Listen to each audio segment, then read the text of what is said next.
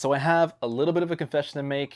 Despite film and YouTube and all that being like my thing, I have not seen a single TV episode or movie all throughout May for one reason or another. Mostly because my room was under construction, but hey, that's done now, and I felt a little bad about that. So I thought yesterday, why don't I go ahead and let's just watch a little something, And this is what I chose.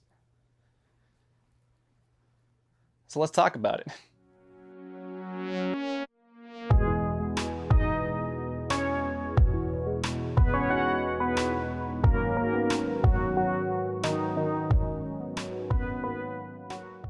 The Crazies is a 2010 remake of the 1973 original by George A. Romero, which follows a group of survivors who try to escape their town while a mysterious bioweapon virus slowly takes over the population and making the locals go, well, crazy.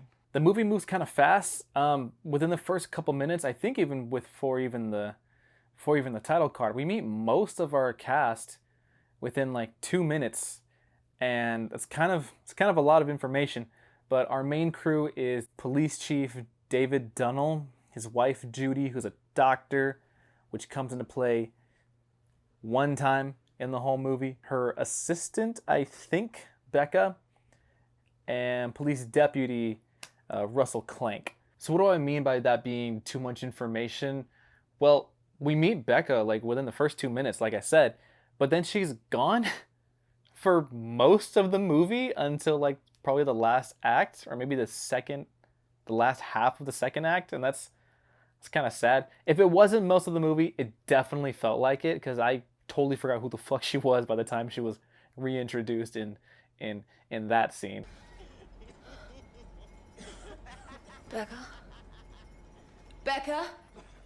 Is that you? I don't fucking know. Is that you? I feel like throughout this movie there's a lot going on, but not a lot happening in terms of character development. What I mean by that is we learn some things about the characters throughout the whole thing. Like, we know that Judy's a doctor, but when I first saw her, I didn't make that connection at all, because they just like zoomed right past it, right? We learned that Becca is secretly dating this guy named Scotty, but it doesn't matter because he fucking dies in the very scene that he's introduced in, so fuck Scotty, I guess. We learned that Russell had plans for the summer, though they weren't very specific, and David is, well, David's David, I guess. I think my main problem with this movie is the pacing. Like the whole thing, the whole plot takes place over, I think 2 or 3 days, and the first day is done before the title card even comes up. The second day, not a whole lot's going on. It's like the incubation period of the virus, so it's a slow burn for that day. And then the third day, just all fucking hell breaks loose, right? Everything's on fire. People are dying. People are crazy. And now we're all just trying to survive at that point. But because days 1 and 2 go by so quickly, day 3 feels so long, and not in a good way, you know? With most movies, they take place over a period of time, and that's obviously because stuff needs to happen. And other movies do it better. They do a way better job of showing that passage of time. Reservoir Dogs shows some flashback scenes, but the main conflict of the movie happens within a couple hours. I think like in 5-6 hours. And it feels like time's passing naturally. It doesn't feel off kilter. That might be because of the flashback scenes to kind of break that up.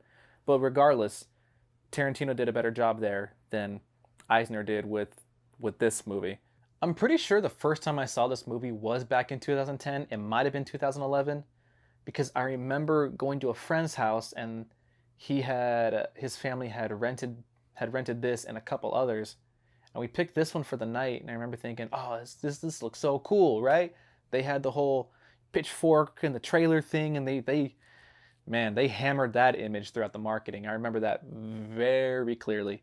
But that scene does actually do a pretty good job of emphasizing the, I guess, insanity of the residents infected with this virus. They never say what it is specifically, or really what it does. They kind of do, but they kind of don't. At one point in the later like third of the movie, David and crew end up capturing this government agent, and they force him to tell them what the virus is and everything. And so it's a bioweapon created by the U.S. government that's designed to destabilize populations, but he doesn't go into specifics exactly. So it's kind of a zombie movie, but they're also not zombies. It's weird. They do zombie-like stuff where they have this mob mentality and they go, you know, they do like their zombie kind of like thing, you know, that zombies just do because culture or whatever. Some of them do that. Some of them are reasonably intelligent. Like most of the groups that we encounter in the movie drive, and they're able to fully operate shotguns and rifles, and they know how to hold knives and make tools. And then some of them just kind of walk around like all dumb and just hold a pitchfork like that scene. It's weird. I don't think they fully established the rules of what this thing can do, and maybe that's supposed to add to the whole unpredictable nature of it, but I don't like that. I like a little bit of structure. I like some rules when you have zombies, you know? Like 28 Days Later had rules. Resident Evil that's a bad example. I like having some structure if you're gonna have zombies in a movie or some kind of like demon or supernatural thing. You know, you can't just Deus Ex Machina whatever the fuck you need them to do at that moment. It kind of kills the suspension and kills, yeah, you don't believe it. Do they eat people? I don't know. There's like one or two shots where there is infected clawing at like a soldier guy, or they're eating him. I don't really know, but most of the people just die. I don't know, dude. It's weird. There's no structure to it, and I don't like it. Regardless if they pulled it off well or not, it's still a unique idea that I don't think I've seen since then. And if there have been other examples, I just haven't seen it yet. And that's on me. My bad. So like I was saying, the Crazies does take a unique approach to the zombie movie genre, and some things stuck the landing, others didn't, and that's okay. You know, it is a remake of another movie, so they probably wanted to take that story. I haven't seen the original, disclaimer. They probably want to take that story, update it for a more modern time, give it a couple new ideas, a new look, and etc. But for the most part, keep it true to the original story. And that's fine. I just wish they had done something a little bit more coherent. Now, I don't really remember what exactly I'm scoring things these days, so for this one, we're going to go with the classic A through F scale. I'm going to go ahead and give the Crazies a... let's go with a C+. You know, overall, I didn't hate it. I didn't feel like it was a huge waste of time. And I could still find some enjoyment in watching this movie, but maybe a little bit closer to Halloween, like October, so you get the spooky kind of mood or whatever. I don't know. Halloween's not my holiday. Yeah, I said it. Fight me. That's all I got for you guys on this one. Thanks for watching. Go ahead and drop me a like and subscribe. We are getting back into the swing of things. We're going to be uploading a bit more because, man, I am tired of not doing anything. It's real boring. So have a good rest of your day or night, whenever it is that you are watching this. Stay safe, and I will see you in the next one.